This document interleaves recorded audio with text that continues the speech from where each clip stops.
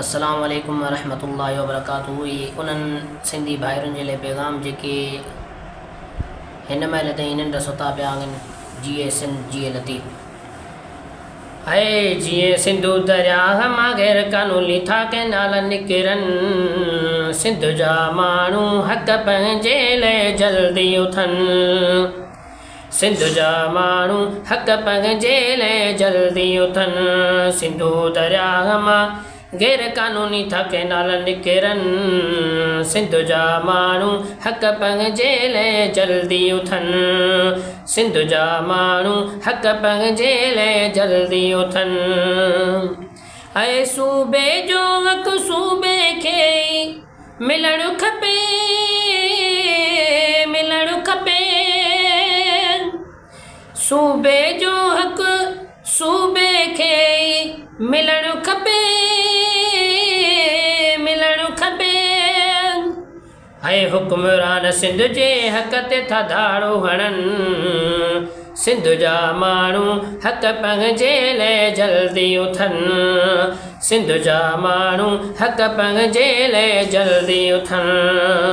सिंधु दरियाह मां गैर कानूनी था कैनाल निकिरनि सिंध जा माण्हू हक़ पंहिंजे लाइ जल्दी उथनि सिंध जा माण्हू हक़ पंहिंजे लाइ जल्दी उथनि हाय हक़ लाइ विढ़णु जाइज़ आहे इस्लाम में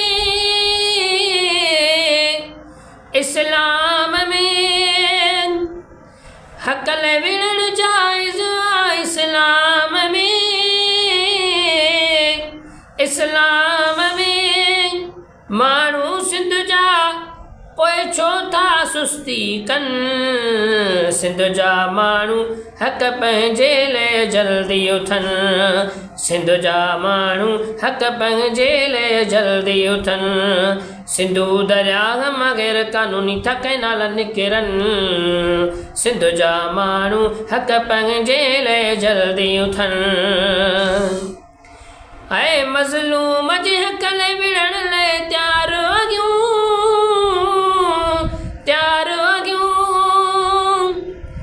मज़लूम जे हक़ लाइ विढ़ण लाइ तयार आगियूं सिंध जा माण्हू लबेक वारनि जो साथ ॾियनि सिंध जा माण्हू हक़ पंहिंजे लाइ जल्दी उथनि सिंध जा माण्हू हक़ पंहिंजे लाइ जल्दी उथनि सिंधु दरियाह मां गैर कानूनी था कैनाल निकिरनि सिंध जा माण्हू हक़ पंहिंजे लाइ जल्दी उथनि सिंध जा माण्हू हक़ पंहिंजे लाइ जल्दी उथनि ऐं भटी दादनि हक़ जे लाइ पियो विड़बो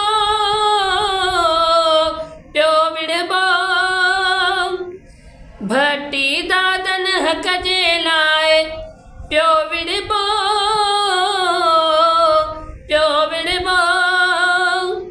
सिर मैदान यार भली ही कटिजी वञे सिंध जा माण्हू हक़ पंहिंजे लाइ जल्दी उथनि सिंध जा माण्हू हक़ पंहिंजे लाइ जल्दी उथनि सिंधु दरियाह मां गैर कानूनी था कैनाल निकिरनि सिंध जा माण्हू हक़ पंहिंजे लाइ जल्दी उथनि।